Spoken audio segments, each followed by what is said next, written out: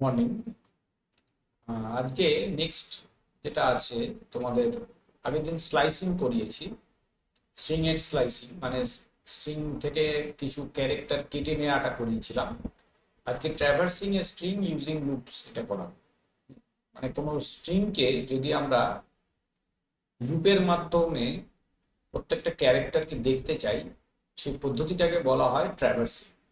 ঠিক আছে, তো এটা বেশ কয়েকভাবে করা যায়, করে দেখাচ্ছি। প্রথমে কয়েকটা তোমাদের পরিচিত হবে। যেমন ধরো ধরো আমি লিখেছি S S physical to computer বলে একটা স্ট্রিং বানালাম। এই স্ট্রিংটা নিয়ে আমি কাজ করব। তো ফর লুপ দিয়ে এভাবে এটা করা যায়। For I in S S, যদি আমি প্রত্যেকটা ক্যারেক্টারকে প্রিন্ট করতে চাই তাহলে এইভাবে প্রিন্ট করতে পারবো। আই দিয়ে যদি প্রিন্ট করি তাহলে এইভাবে প্রিন্ট করতে পারবো। আচ্ছা, এটা এক লাইনে যদি করতে চাই তাহলে আমাকে কি করতে হবে না, এখানে এন্ডটাকে স্পেস দিতে হবে, বা স্পেস ছাড়াই করবো, পাশাপাশি হবে। তাহলে এন্ড ক্যারেক্টারটা চেঞ্জ করে দিতে হবে। এটা করলে দেখো কম্পিউটার প্রিন্ট হবে। এটা তোমাদের আগে অলরেডি করে দেখিয়েছি প্রথম দিকের ক্লাসে, যখন ইন্ট্রোডাকশন ছিল সেই সময় আর কি, অনেকদিন আগে। এরপর একটা একটা করে ক্যারেক্টার তুলে তুলে আমরা কাজ করতে পারি স্ট্রিং এর, সেটাও করা যায়। কিন্তু সেক্ষেত্রে স্ট্রিং এ কটা ক্যারেক্টার আছে সেইটা বের করার জন্য আমাদের একটা ফাংশন ব্যবহার করতে হবে। ধরো লেন্থ বের করার জন্য len বলে একটা ফাংশন আছে, এটা ব্যবহার করতে হবে। এটা দিলে কি হবে, স্ট্রিংটার লেন্থটা বেরিয়ে যাবে। ঠিক আছে, এবার এল এর ভ্যালুটা কত হলো দেখে নাও, 8 হয়েছে। ঠিক আছে, তো এবার এই লেন্থটার থেকে আমি প্রত্যেকটা ক্যারেক্টার লেন্থ অবধি ধরে ধরে তুলে আনতে পারি। কিভাবে তুলবো, আই ইন রেঞ্জ ব্র্যাকেটে এল করে দিলাম, মানে লাস্ট ভ্যালুটা হচ্ছে এল। আচ্ছা, এইবার যদি আমি প্রিন্ট করতে চাই তাহলে এস এস স্ট্রিংটার আইতম মানে আইতম ক্যারেক্টারটাকে তোলার জন্য থার্ড ব্র্যাকেটের ভেতরে ইন্ডেক্সটাকে লিখবো। এবার এইভাবে যদি প্রিন্ট করি তাহলে কি হবে দেখে নাও। এটা যেহেতু এন্ডটা দিলাম না, তাহলে তার মানে সবকটা আলাদা আলাদা ভাবে প্রিন্ট হবে। হয়ে গেল। এন্ড ক্যারেক্টারটা দিলে পাশাপাশি হতো, যেটা অলরেডি আগেরটা দেখলে ওইভাবে। তো এইখানে আমরা এন্ডটাকে ব্যবহার করে দেবো। এন্ড ক্যারেক্টারটা করে দিলে কি হবে, তাহলে আর নিচে নিচে হবে না, এইভাবে প্রিন্ট হয়ে যাবে। আচ্ছা, এইবার এই কি বলে, রেঞ্জ দিয়ে যেরকম আমরা পরপর প্রিন্ট করলাম,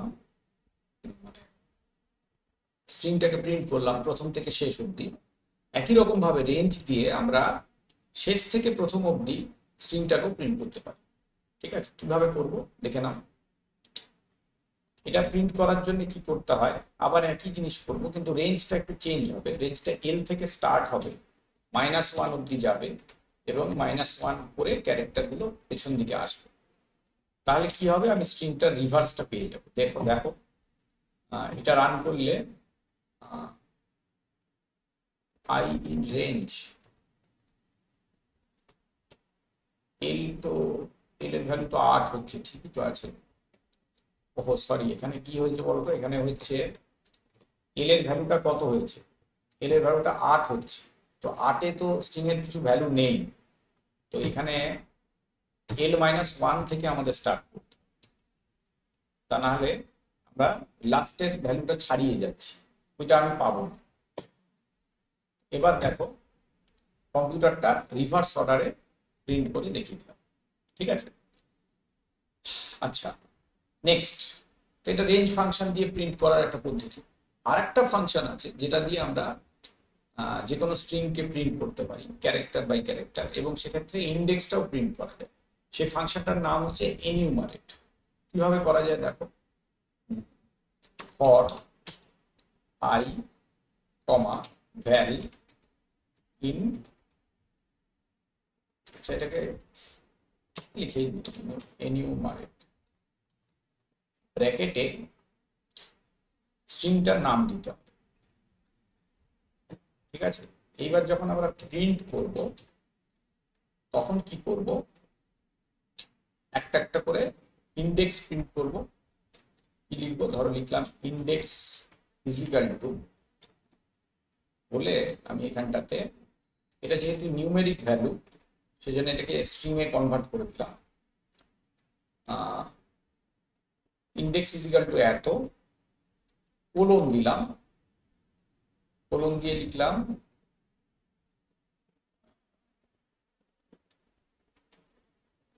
ভ্যালু ইজ ইকুয়াল টু, বলে ভ্যালুটা দেখাবো আর কি, এখানে লিখে দিলাম ভ্যালু বলে ভ্যালুটা।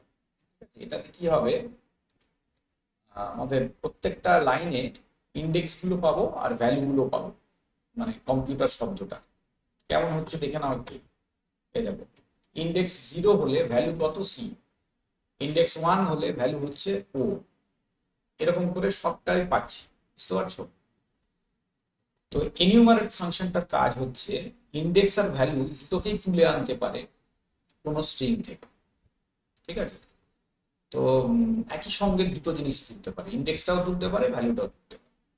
তো আমরা এমনি রেঞ্জ দিয়েও একই কাজ করতে পারি, সেক্ষেত্রেও মানে, কিন্তু রেঞ্জ দিয়ে করতে গেলে প্রবলেম হচ্ছে আমাদের ওই লেন ফাংশনটা ব্যবহার করতে হচ্ছে, এলিয়েন যেটা, ওটা দিলে কি হবে, আমাদের ওই মানে প্রত্যেকটা পুরো স্ট্রিংটার যে লেন্থটা সেটাকে আমাকে বের করে নিতে হচ্ছে। কিন্তু এই ক্ষেত্রে এনিউমারেটটা ব্যবহার করলে লেন্থটা লাগছে না। এইভাবে আমরা সামনের দিক থেকে পেছনে বা পেছনের দিক থেকে সামনে, বা ক্যারেক্টার বাই ক্যারেক্টার কোন স্ট্রিং এর বিভিন্ন ক্যারেক্টার গুলোকে তুলতে পারি।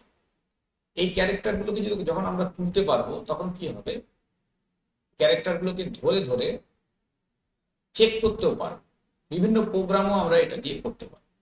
ঠিক আছে, তো আমি পরবর্তী ক্লাসে তোমাদের দু একটা প্রোগ্রাম করে দেখাবো যে কিভাবে এই স্ট্রিং ট্র্যাভার্সিং এর মাধ্যমে কোনো প্রোগ্রামে আমরা ক্যারেক্টার গুলো স্ট্রিং এর মধ্যে কি আছে চেক করতে পারি। ঠিক আছে, ভালো লাগলে লাইক করবে, শেয়ার করবে, আর কোনো প্রশ্ন থাকলে আমাকে জানাবে কমেন্ট। Thank you. আজকের ক্লাসটা দীর্ঘায়িত করবো না, এইটুকুই রাখছি।